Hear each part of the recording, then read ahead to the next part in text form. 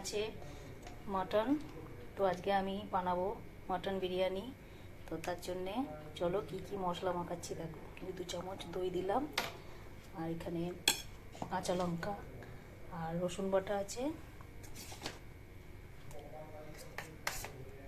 এটা আমি 2.5 চামচ মতো দিলাম। 1 চামচ এমনি গুঁড়ো লঙ্কা দিলাম, আর 1 চামচ কাশ্মীরি লঙ্কা দিলাম। আর এটা হচ্ছে আমার স্পেশাল বিরিয়ানি মশলা, আমি বাড়িতে গুঁড়িয়ে রেখেছি।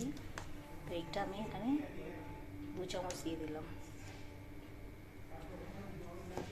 আর দিয়ে দেবো স্বাদ মতো নুন।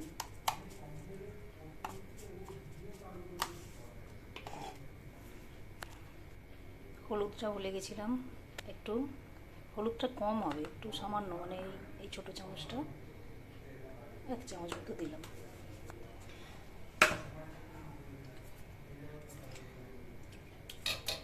আর দিয়ে দেবো সাদা তেল 1 চামচ দিয়ে এটাকে আমি ভালো করে ম্যারিনেট করে নেব।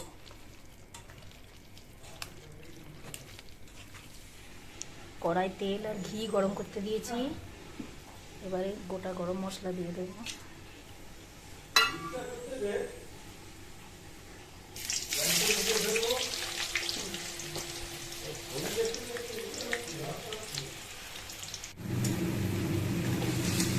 পেঁয়াজগুলো একটু লাল লাল করে ভেজে নিতে হবে।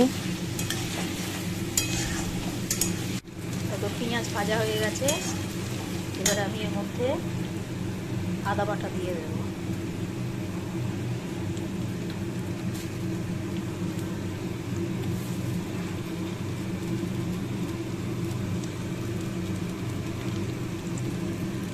দু চামচ আদা বাটা দিলাম।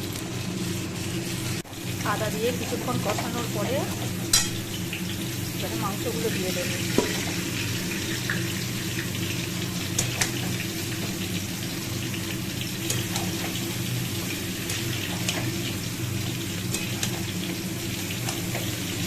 ভালো করে মাংসটা কষাতে হবে। আর এখানে মাংসের আলুগুলো ভেজে নিচ্ছি।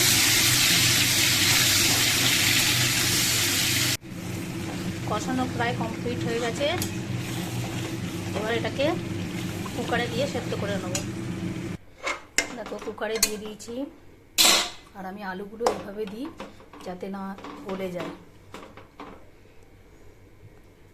এবারে মাংসগুলো সেদ্ধ করে নিই। এবার ভাত করে নিয়েছি, ভাতগুলোকে একটু ঠান্ডা করে নিতে হবে। যে থালায় সব মেলে দেবো ভাতগুলো।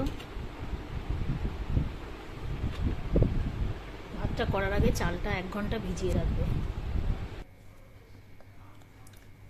দেখো এবারে সাজানোর পালা। আমি এই ভাতের মাঝখানটা একটু গর্ত করে নিয়েছি, এখানের মধ্যেই ওই ঝোলটা দিয়েছি। আর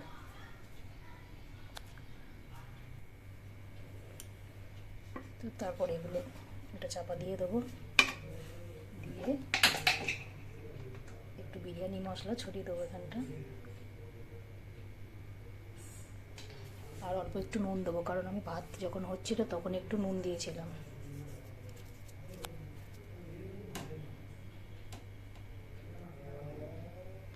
তারপরে আমি মাংস আর আলুগুলো দিয়ে দেবো।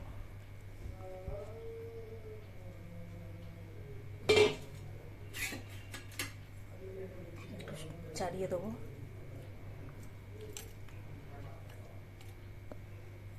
এর উপরে আর একটা লেয়ার তৈরি করে দেবো।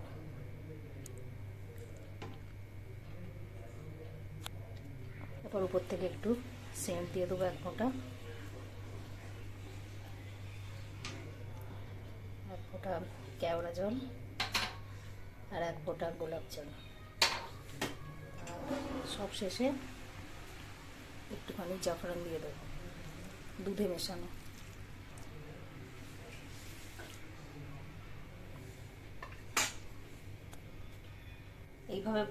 এইভাবে 15 মিনিট আমি দমে দিয়েছিলাম। তারপরে এইরকম জল ফুটবে, এতে 20 মিনিট থাকবে ভাপে ভাবে।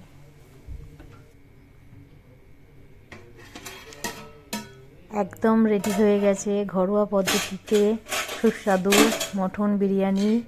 তো তোমরাও একবার বাড়িতে এইভাবে বানিয়ে দেখো, খুব সুন্দর খেতে হয়, জাস্ট মানে অসাধারণ লাগছে। একদম একদম চালগুলো একদম ঝরা ঝরা রয়েছে, একটু ঘেঁটে যায়নি।